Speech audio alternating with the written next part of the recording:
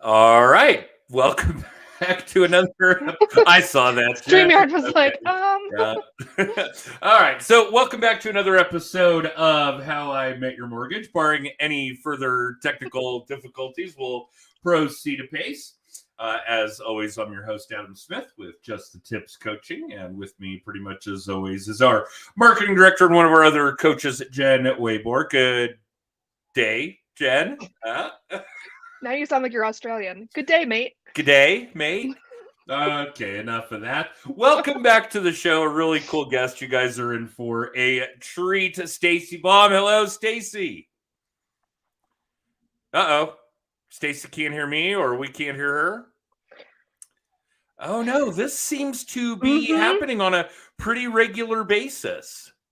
That is really no bueno. You want to try and boot her and bring her back in and see if, she can't hear us. And we can't hear you either.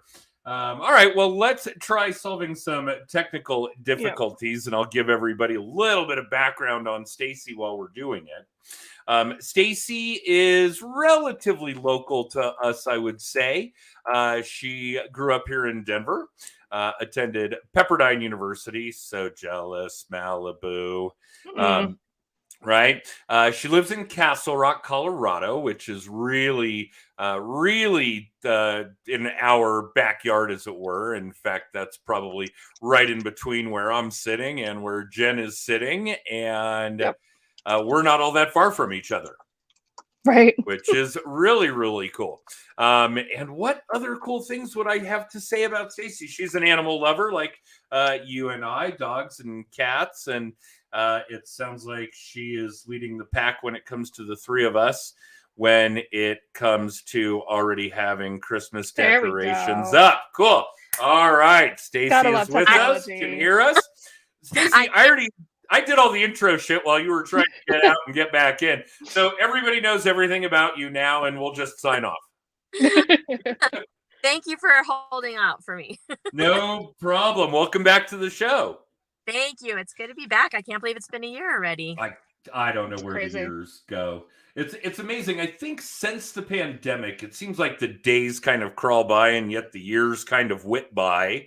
And I think we literally broke the time-space continuum. I have no idea how, but it's that would be true if you categorize like Denver or nationwide, maybe even, but Denver real estate in the last 6 months. It's been crazy. Let's talk about that, since I already gave our audience all the insight about you. What have you been up to? You laugh. It wasn't bad. We talked a little bit about where you're from, that you attended Pepperdine, that I was really jealous about Malibu because I love Malibu. And that you're an animal lover and that you're leading the pack when it comes to the three of us of getting your damn holiday decorations up. All good stuff. Good stuff. But yeah, what have you been up to? You know, it's been crazy. I mean, it's so interesting to me to, obviously it's very different than the last time we talked, but, I started out the year really all listings. Like I just didn't have buyers, and maybe I was just more focused on listings, I guess. And then, it was like this screeching halt come June, maybe June 1, second, third week in June. I don't know, something like that. And it was just crazy to watch, how I literally had clients in May who were, people battling for their home. And then by the second week in June, I mean, we were on the market like a month or, and then we're lowering the price. And it was just such a dichotomy. So it's been very interesting. And, even to watch, not only the neighborhoods that I typically am in, but also my own home. I saw my own home go up in value, to be honest with you, at a ridiculous rate, because I have a new build and it just didn't make any sense, but whatever, I'll take it. And then, now the homes in my own neighborhood that are selling, they're selling for 75 less than they would have in April, Wow. That's quite a turnaround, I think the one I've noticed most significantly, just being hyper local, is that I have a neighbor who's had a property on the market for probably 2 months. Mm-hmm. I mean, they're asking way too much. And I know the real estate agent who, Well, he may just be slow to adjust to the market, and it could be the sellers as well. I think there's still a lot of real estate agents and sellers that are slow to adjust to the fact that we're kind of back in a normal market, normal for a housing shortage. We still obviously have that, and we're probably still going to see greater year over year appreciation than would be healthy. But again, housing shortage. And it's just not going to be 20 or 25% a year. Thank God. That was getting ridiculously out of hand. To be perfectly honest, and of course, we're at probably a solid month of interest rates coming back down, Jen. You track that data morning and night. We're probably about where we should be if we were actually in a healthy economy. Mm-hmm. We're not. I don't want that paper tiger to fool anyone. And I'm certainly not the economist that my namesake would lead you to believe. But yeah, I think, interest rates around 5, real estate appreciation 8 to 10% a year instead of 20 or 25 would probably define a healthy market with a housing shortage, a healthy economy with a housing shortage. It's just kind of in the middle. It looks like the pendulum is swinging back the other way fairly dramatically, but this is how the economy goes. It just goes back and forth. It's very cyclical. Yeah, exactly. I mean, I can relate to what you're saying about, having sellers that don't, whether it's the agent or the sellers. I mean, to be honest with you, when my sellers over the past 6 months, they were kind of unrealistic from the beginning of meeting with them of, what their house was really going to sell for. I don't think anyone wanted to believe just the difference between, say, April, May / now you head to July and August. Like, no way, my house is worth more than that. And, we can have it sit on the market. I mean, that's fine, if that's what you're looking for. But if we want to get it sold, we got to be more realistic. So those are some tough conversations, I think, that you have to have. Oh, I'm sure. Yeah. But it is the difference literally between do you want to sell it or do you want to see what you can get for it? Basically, exactly. Yeah. Yeah. I get that. It's definitely been interesting. So in the interest of what our audience is looking for, and just a reminder to all of you, Stacey is well vetted. She's been on the show before. We track her production. We've interviewed her in the past, so we know she's not a douchebag. These kinds of things. We wanted her back on the show. So for those of you that are listening, please know that Stacey brings some value to our podcast, to our audience, when it comes to what kinds of things you in real estate, you people in mortgages should be doing to make those kind of shifts, make those kinds of adjustments, and continue to be successful. So what do you think that means, Stacey? What are you doing differently other than obviously you're shifting from sellers to buyers or buyers to sellers? And again, depending on who you are, what your real estate market looks like, that's something you've got to always stay fluid with. But what are you doing differently than you were the last time we had you on the show? Well, you have time to breathe, I guess. Well, yeah, I mean, it's very different because now I have some buyers coming out of the woodwork, which, they had, they were just like not going to be a part of the bidding wars and everything. So now they're coming out of the woodwork, which is great. I think we started off in October a little apprehensive about, but the rates. But, it's just talking to them about, well, what does that really mean? I mean, if you're renting, your interest rate's 100% essentially. So, I mean, you can always refinance. Oh, sure. You're more comfortable. So it's having, I've just basically had to have more, conversations, maybe more longer sessions, I guess is the word, or the phrase, with what that really looks like, and then, I think, there's not as much inventory on the market, but at the same time, we're not, bidding and, and all of that. So I've actually been able to get some people under contract very easily. And it's interesting because most people always say that, oh, you don't want to sell your house during, at the end of the year, you don't want to buy at the end, all that.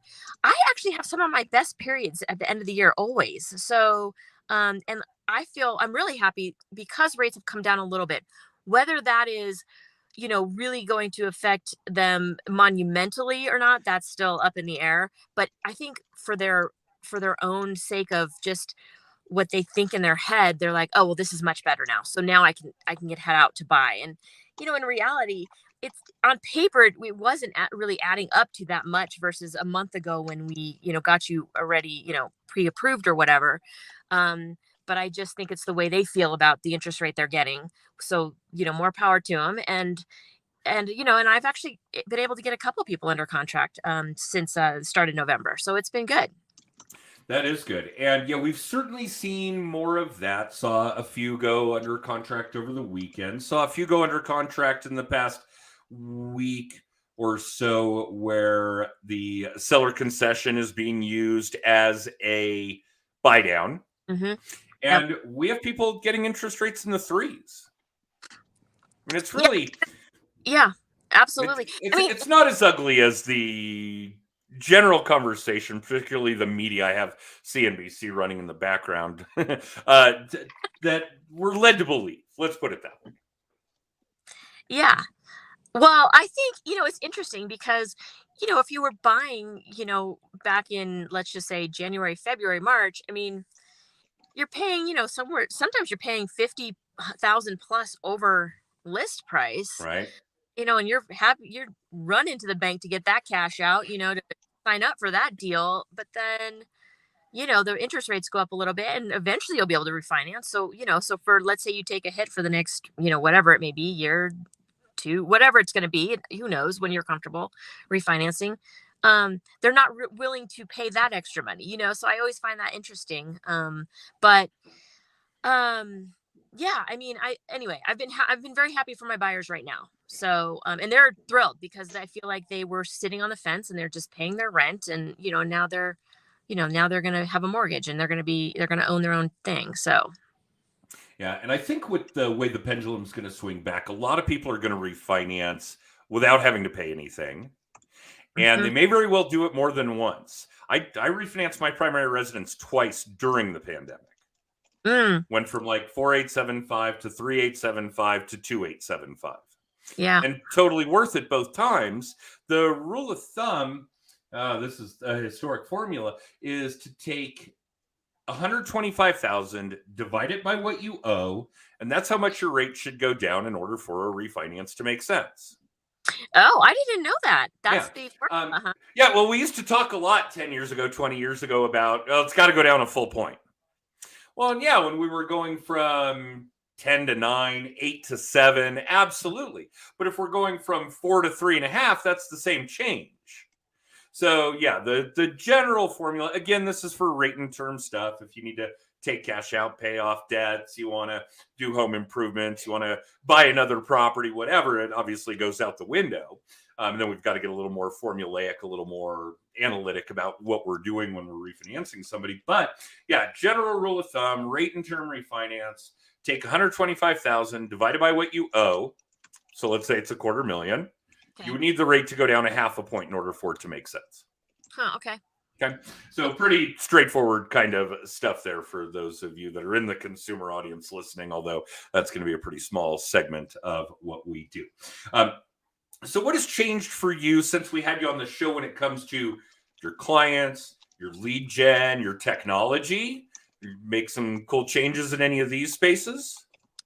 Let's see. I think when we spoke last time, I was doing some Facebook lead gen. I think that's what I had talked about last time. There was some new technology that came out. It's called Samcart. I don't know if you guys have ever heard of that. No, tell us. Yeah, so it's a much easier way to handle like Facebook lead generation. It's better. There's better technology as far as who you're actually going to hit. So I've been using that. I think I started that in, I think that was April. Anyway, it took me a little bit to figure it out. It's not a big deal. It's really not hard, but I just had to sit down and take the time to figure it out. So like I always do, I purchase stuff and then like 2 months later, I'm actually getting into using it. But so anyway, so I've been doing lead gen that way. But to be honest, like I kind of, like I said, I was doing a lot of listings. Pretty much for most of this year, I've done listings up until recently. And I think I find that the Facebook lead gen was really helping me more with buyers, but so that started, I wasn't getting as much in that way of things. So I kind of toned down on that a little bit because I was getting listings, and most of my stuff was coming through referrals. Um, as far as yeah, I mean, I think that's the biggest change I've made in my business, I guess, that I can think of since I last spoke with you guys. Okay. And what's your critique of it? Worth the money? I like it. You know why? Because, well, here's the why. Because the whole thing altogether, they have sales every once in a while, so you kind of have to wait for a sale. But it was under $1,000 to have it, and of course, when you're doing Facebook lead gen and you're paying for that, that's a separate thing. But the actual platform itself was under $1,000. Versus, a lot of people out there are using things like, well, there's a host of companies that call you up, sell you, and then they promise you things. Oh, you're going to get six, you'll have 6 leads every week. You'll have whatever it may be. You'll have 3 closings a month. Every single one of those that I've tried, and I think that's been about 3 or 4, absolutely crap. All they do is take my money. And then when I call to complain, it's forever to try to get out of it. It's just a joke. But either way, it's more expensive than what I paid for this entire platform to use. So I think it's really worth it. So check it out. It's called Samcart.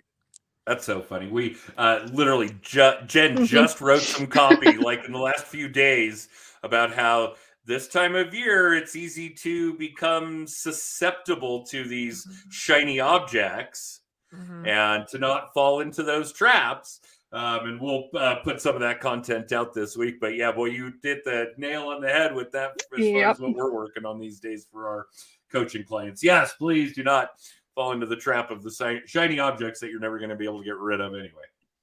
So yeah, very cool stuff. And Jen, you've obviously been doing a metric shit ton of research on, well, I wouldn't say Facebook as much as I would Meta and that platform and how we're able to communicate with it and do advertising through it, run campaigns through it, so on and so forth. How do you see these integrating? What advice would you give when we're running campaigns through Meta? Yeah, I mean, I think it's pretty much the same advice we've been giving for a long time, is to use as many of Meta's toys as you can, staying on the platform. I don't know anything about Samcart, so I'm going to definitely check it out. So something to manage what you're doing within Meta, I think, is a good idea. We're definitely seeing a big shift right now. I think I manage 16 different Facebook business profiles now, and they're all getting much more traction in the last 90 days than they had been in years. And I'm not dramatizing that at all. I mean, in our coaching program, we've always said, you should have a business page mostly to store videos and have recommendations, reviews there. But other than that, it's not doing a lot for you. But there's a shift there. There's something happening. Ever since Facebook started moving the pages to their own profiles, there's been a shift. I mean, there's pages that got 0 traction that are now getting 10 likes on a post, but 0 versus 10, that's a huge increase. So I think there's definitely something happening there that we need to revisit our Facebook business pages again. But Business Suite is truly amazing. You can now schedule reels right through the Business Suite too, which is a game changer. You can add your own music, do all your own editing, and then schedule it through the Business Manager. But I think whatever you're going to use consistently, and be careful of the shiny objects that are being sold to you. I mean, the amount of crap that I get. LinkedIn is the worst for me with this. The amount of software. I probably get 6 messages a day at least that's like, we see you do social media. Like, here's our software that'll help you manage it better. Or the latest one was like, you get the clients and we'll do the social media for you. And I was like, absolutely not. No way. Absolutely not.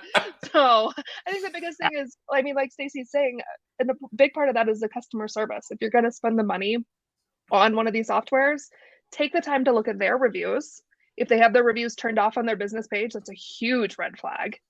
The ones that are my favorite are the ones that have their reviews turned off and the comments are turned off on their recent posts too. That's a shit show. Like, Do not go anywhere near it. So do your due diligence. Just because it's on sale doesn't mean it's worth it. I think that's my biggest thing. Yeah, that sounds like shopping 101. Yeah. How much crap do we buy just because it's on sale? Especially, I mean, it's Cyber Monday today, so that's a great tip of the day. That's a good subject. What do you? What's your number one Cyber Monday purchase? What are you gonna buy? Oh my gosh, I haven't even thought about. You know, I have a 16-year-old daughter, and I haven't even. First of all, she can't even tell me what she wants. She's just like, I don't know, Mom, I don't know. You know, so that's not helpful. But, I need to sit down with her and just get all her stuff done tonight, just so that you know, because she pretty much knows everything she's always going to get, because she's doesn't tell me till the last minute, and then you know that's what I got to go with. So you know, maybe I'll try doing her stuff. I haven't even honestly even thought about it. Is that bad? No. Yeah, But my 15-year-old nephew's in the other room, and I took him to the local little bookstore in Colorado Springs this weekend, and I was like, pick out some books. Merry Christmas, because I don't know what else to do for you. no, I mean that's what you have to do nowadays when they get older. Especially, you know, I mean, I don't know, kids are really spoiled nowadays in a lot of ways. So harder to, you know, surprise them. Yeah. Don't go there. Let's not go there. Yeah. So are you guys so Adam, are you buying anything on Cyber Monday? I probably will pick up a couple of things. I know one of my children needs a new iPhone. Oh, we lost Stacey. Okay.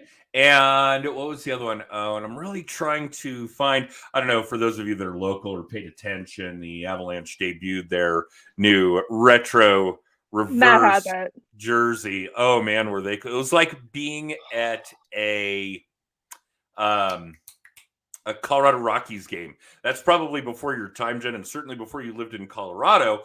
But our original pro hockey team, minor league, was the Colorado Rockies. They are now they were an NHL team. They are now the New Jersey Devils. Okay. They moved and became the New Jersey Devils. But yeah, the uniforms that the Avs wore on Saturday night is a lot like the old Rockies uniform. Okay. Yeah, which was really cool to watch. And my son is dying for a very specific player, which they're not making. Of course. So yeah, Matt got the Cale Makar one, and I was like, I really want that one too. Asked him if he minded if we matched, and now I can't find the Cale Makar one in my size. And we talked about Cale. There are going to be a lot of retro jerseys with Cale as a player. Fair. Yep. Alex wants Eric Johnson because this might be the end of EJ's career. Any year could be the end of EJ's career. He's the longest tenured athlete in Denver. He's played here longer than anybody, I think 12 or 13 years now. And yeah, so that's the kind of thing that we were discussing. But yeah, unfortunately, I'm really struggling to find it. So I'm probably going to have it made, which is going to pinch the wallet a little further. Are we not going to get Stacey back? She's in her car, so who knows what happened. Yeah. Gotta love tech. Okay, very cool. Well, I do think that Stacey brought up some interesting things that you and I could certainly talk about and give our audience some insight on when it comes to spending money to promote on social media. And I don't think there's any secret that still probably the most popular, although in my mind not necessarily the most effective, is Facebook. Mm-hmm. Okay. I certainly think your $8 check mark was money well spent on Twitter. But I really think that knowing what I know about my audience, your audience, Stacey's audience, because we're all really kind of hovering in a similar age range here, 30s and 40s, that your meta dollars might be better spent on Insta. Yeah, I mean, and Facebook's made things complicated too. So a great example is the reverse ads that we were doing on the core side of things, and everything was going great. And then all of a sudden, Facebook changed how you could specify your audience, and I had to check them off as being a special audience and being for housing. And then because of that, I couldn't localize to any specific geographic area. I had to just have it go out to the whole country. So we were getting all kinds of crap from, people living God knows where, because Facebook would no longer let us centralize. So Facebook ads, especially if you have to go into that special marketing Oh, we lost her again. She was here Was she for a back? second. Okay. She was back for a second. Facebook ads, especially if you have to do any of those special categories, which I know one is housing, one is financial, can get really tricky because you can't localize. So maybe if you're like, Glenn and Ashley, where you have LOs all over the country-ish, Sure. then maybe it would make more sense. But I'm very anti-Facebook ads still. We use it. The only thing, we throw $20 at Facebook every week for our weekly little tips so that we can share it in groups. Well, we boost. We're not running ads. Which is like basically the same thing, but not. But the only thing that I run an ad for really is social media day. Other than that, I mean, we don't really touch it because you're going to, no matter what you're doing, you're going to get better clients, better attendees for your events, whatever, if it's referral based, if you have real relationships. Get to do that on a Friday this year. We got to figure that out because but that's the Friday before 4th of July. So that's when my big debate is. I don't think it is a good idea. I think people will be gone for 4th of July. All right. Well, we'll cover that subject as we get closer. Yeah. So what am I doing when I'm running ads, promoting, boosting with Meta? What should I be thinking about ideally? Graphics for sure. You got to stop the scroll. Low volume of words on those graphics, right? Yeah, because you'll get yelled at we got yelled at for that on something back years ago. I can't remember. But it literally, the algorithm their bots look at what percentage of your graphics have words on them. And if it's too high, I don't know what that percentage is, but if it's too high, it'll automatically decline your ad and you have to start over. We, of course, suggest video. If you can put your ad to a video, people are more likely to stop scrolling. And that's getting trickier with Reels and TikTok and all of that. You've really got to figure out how to get people's attention very quickly to get them to stop the scroll. We know Ben Lavender had some good insight on that. And I don't know if that's from him speaking at the Mile High Mastermind back in September or if that was him on the podcast last month. It might have been both. I don't know. Talked about it on both. Ben Lavender, your favorite British mortgage broker out of New York, B-Lab, Madison Mortgage, I believe is his company. So track, for those of you watching or listening, track down Ben Lavender and see what he's doing with his short format video work, because it is damn impressive. A lot of fun. That British accent is killer. That's what we need. We need to buy accents. Right. Everybody needs an accent like that. Then we would have a much better play at it. But excuse me. Yeah. So Ben is doing really good short format video work with the knowledge, the understanding that as we're scrolling almost mindlessly through our social, and we talk about that a little bit recently too, is that you've got to capture an audience's attention quick. It's like 3 seconds, I think. 2.6, something like that. It is really fast. That's about the time for a Formula One pit stop. Yeah. And I mean, and we learned websites. I mean, I know we're talking social media, but websites, Peter talked about this at Social Media Day last year. Your landing page on your website has 7 seconds to catch somebody's attention before they're going to leave it. So our attention span is so short. It's so short. Yeah, it's like a gnat. That is Looney Tunes. All right, well, we're obviously not going to get Stacey back. So that's really too bad because I love having her on the show. So let's get her booked for another show if she's willing. Yeah. Maybe we'll tell her, don't attempt to do it from the car.